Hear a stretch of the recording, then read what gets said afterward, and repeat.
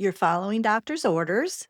You're taking your pill every morning, getting your labs checked, and you still feel exhausted, foggy, and like your body belongs to someone twice your age.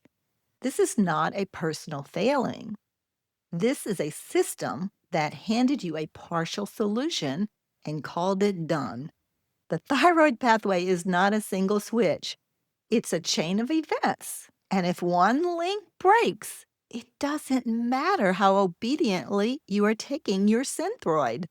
Most people on thyroid medication are only getting half the story. The other half is what explains why they still feel the way they do. This channel is for midlife women and men who are done being told their labs are normal, while their energy, their weight, their libido, and their hair tell a completely different story.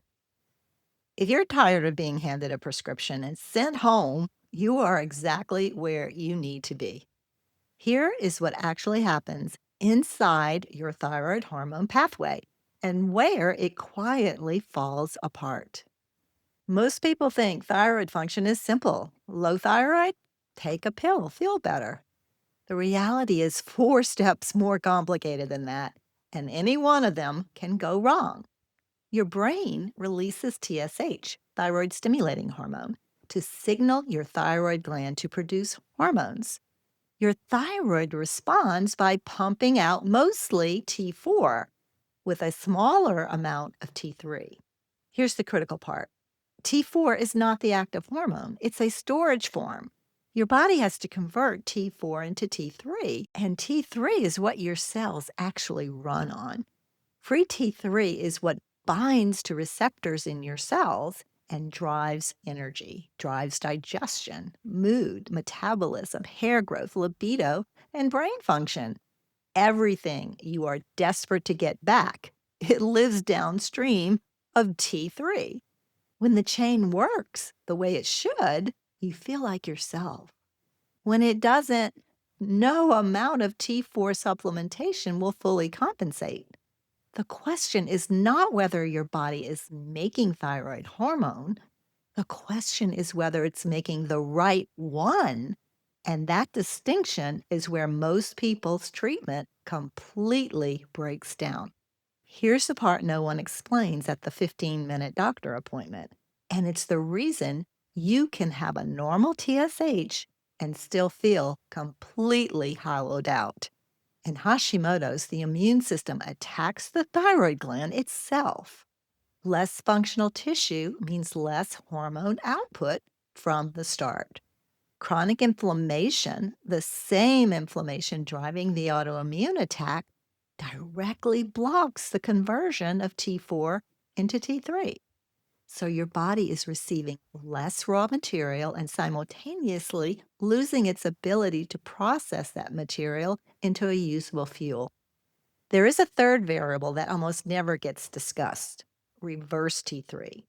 Your body can convert T4 into reverse T3 instead of active T3, and reverse T3 occupies the same cell receptors without doing any of the work. It's like a key that fits the lock but will not turn it. When reverse T3 is elevated, it doesn't just fail to help, it actively blocks the real T3 from getting in. And then there's cellular resistance. Even when free T is present in the bloodstream, your cells can become resistant to it. The same concept as insulin resistance, but for the thyroid hormone. You can have medication, you can have hormone in your blood, and your cells can still be starving. Most doctors prescribe T4 only therapy, Synthroid or Levothyroxine, and assume the body will handle conversion.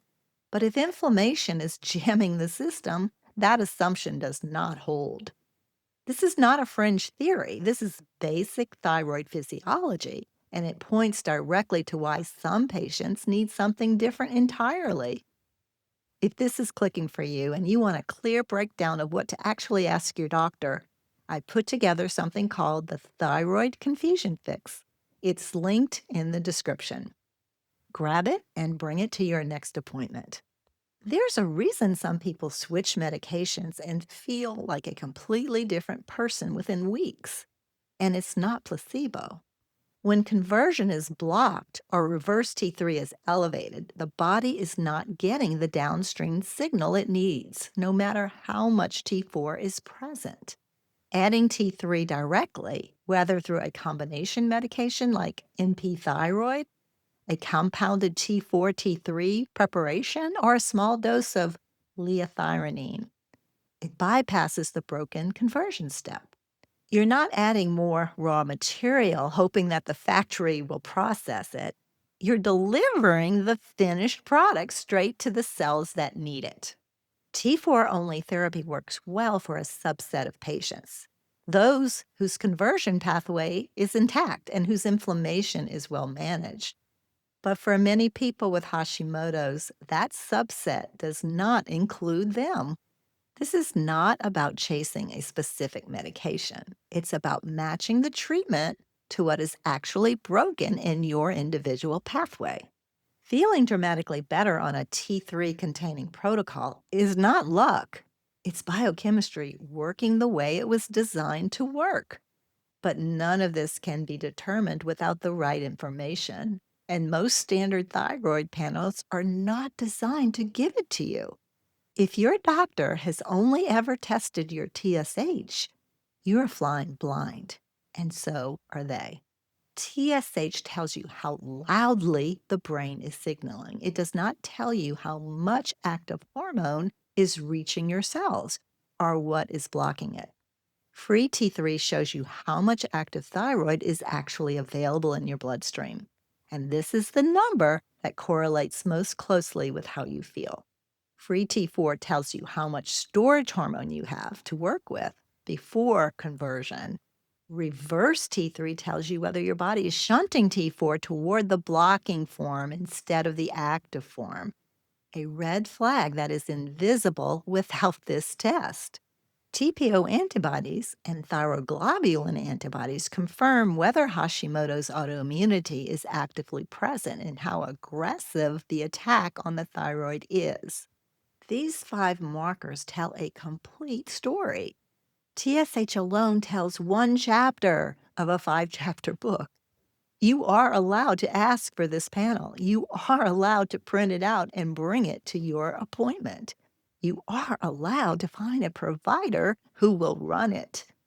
Hashimoto's is not simply a thyroid hormone deficiency. It's an autoimmune condition that causes hormone deficiency as a downstream consequence. Treating only the deficiency without addressing the autoimmune mechanism or even accurately measuring it is incomplete medicine. Knowing your numbers is the first move, but knowing what to do with them is where the real shift begins. If this is the kind of direct, no fluff thyroid conversation you've been looking for, hit subscribe. This channel is built entirely around what midlife patients actually need to know. If you've been blaming your age, your willpower, or your mental strength for how bad you feel, stop. You're not lazy. You're not dramatic. You were underconverted and undertested. And there's a meaningful difference between those things. The next step is not more patience. It's a more complete picture of what's actually happening in your body and a provider relationship that treats you like an individual, not a TSH number. That's exactly where this conversation is going next. Learn what a truly personalized Hashimoto's plan looks like, why cookie cutter protocols fail the patient who need the most support, and what you should expect from care that takes the full picture seriously. Now that you understand why the standard thyroid approach leaves so many people behind, you're going to want to see what a personalized plan actually looks like in practice. Click the video on the screen, and I'll show you right now.